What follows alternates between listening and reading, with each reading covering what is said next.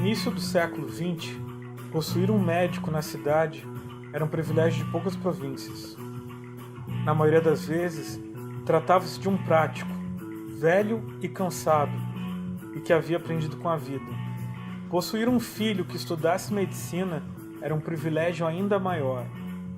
A faculdade de medicina mais próxima situava-se na capital da República, no Rio de Janeiro. Além do empecilho da distância, a possibilidade de custear os estudos era reservada a poucas famílias da região colonial.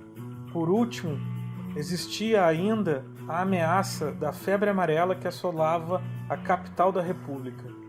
Mas o Rio Grande era um estado em crescimento, solicitando por mais médicos. A Faculdade de Medicina foi fundada em 25 de julho de 1898 e tendo como origem o curso de partos da Santa Casa de Misericórdia de Porto Alegre. A Faculdade de Medicina da Universidade Federal do Rio Grande do Sul foi a terceira escola médica do país e a primeira criada no período republicano. Nos seus diversos níveis de atuação, já formou mais de 8.000 médicos, 1.000 especialistas, 800 mestres ou doutores em medicina. No entanto, a história de um homem passou a ser o elemento norteador do presente trabalho. Luciano Panettiere, considerado como o primeiro médico negro do estado do Rio Grande do Sul, em que sua trajetória nos proporciona uma reflexão sobre a presença do negro dentro das instituições de ensino de medicina, em especial a Faculdade de Medicina da Universidade Federal do Rio Grande do Sul. Ele nasceu em Artigas, no Uruguai. Ele era filho de mãe negra. A mãe dele era lavadeira. E o pai, segundo o que ele sabe, porque ele nunca conheceu o pai dele era um italiano que veio fugir, era um ex-militar fugido de uma guerra que aconteceu na África e foi parar no Uruguai. A mãe dele trabalhava na casa de um professor dele, que se mudou se não me engano, de Quaraí, porque eles foram morar em Quaraí. De Quaraí, eles foram para Porto Alegre, ele convidou os dois para irem com ele para Porto Alegre, e esse professor gostava muito dele e ajudou bastante assim, nessa questão do estudo, do incentivo. Provavelmente foi o pai que ele não teve, né? E com muito esforço, assim, ele conseguiu se formar em 1922, com 25 anos, médico na Faculdade de Medicina de Porto Alegre, que hoje vem a ser a Faculdade de Medicina da URGS. E há um estranhamento em relação ao aluno diferente. Um dos alunos indígenas, que é um aluno da etnia Caingangue, uma característica desses indígenas é que eles têm a pele bem escura, eles têm um fenótipo muito parecido com o fenótipo do negro, né?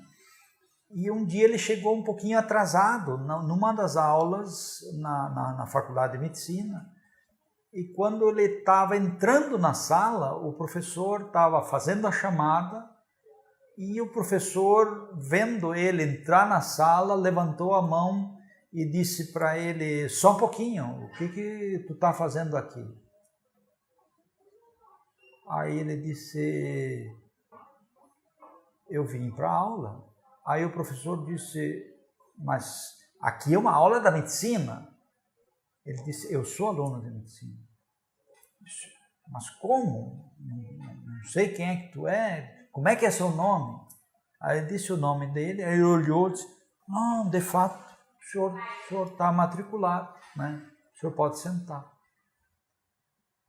Mas chamou muita atenção de que nas primeiras aulas um aluno chega e o professor para ele na porta só porque ele é diferente, porque não estava acostumado a receber alunos desse tipo, né?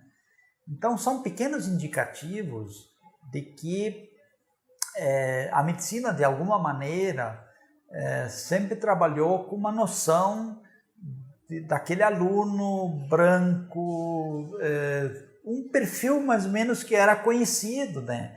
E as pessoas que são diferentes disso, parece que elas demoram um pouco para entender que um diferente possa estar numa turma de medicina, né? A fala do professor Adalci Pustai me instigou na busca por compreender o que viria a ser o rosto comum ao universo da Faculdade de Medicina.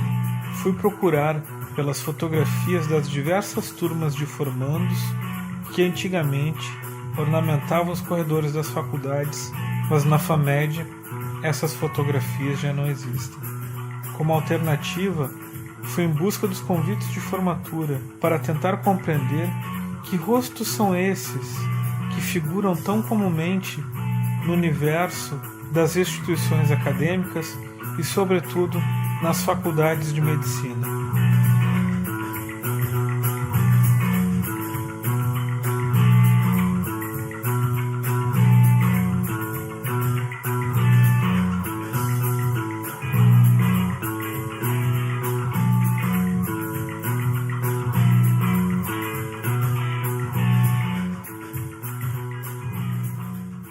Num universo como a FAMED, né, me referindo especialmente à FAMED, né, talvez julgar a meritocracia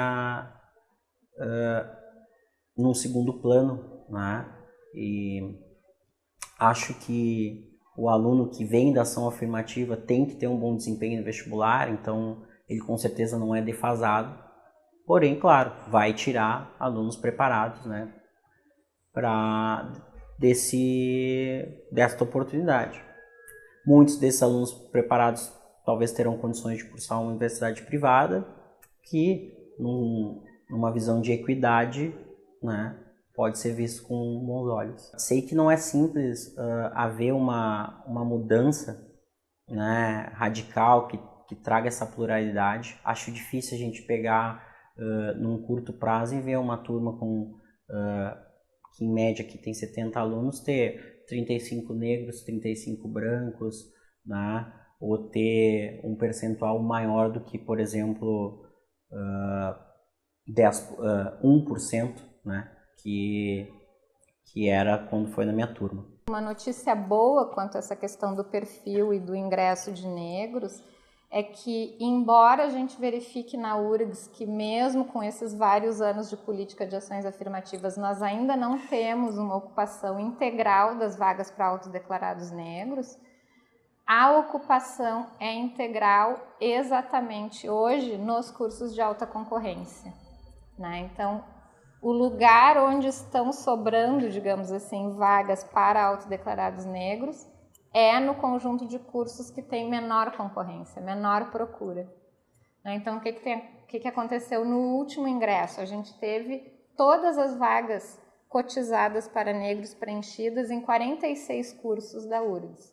E esses cursos são o de maior concorrência. O total das vagas da medicina, do direito, da computação, do jornalismo, enfim, desses cursos mais procurados. É nos cursos menos procurados, como as licenciaturas, enfim, alguns grupos de cursos que tem havido ocupação de vagas por alunos de escola pública não autodeclarados, vagas que são cotizadas para negros, né? Então, a gente teve mais ou menos 80% das vagas ofertadas para negros preenchidas no vestibular passado.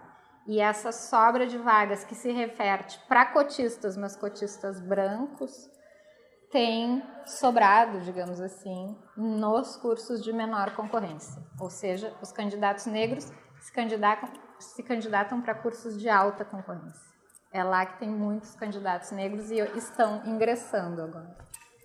Então, isso realmente tem uma mudança de perfil bastante significativa, cursos bastante elitizados, então é uma boa notícia.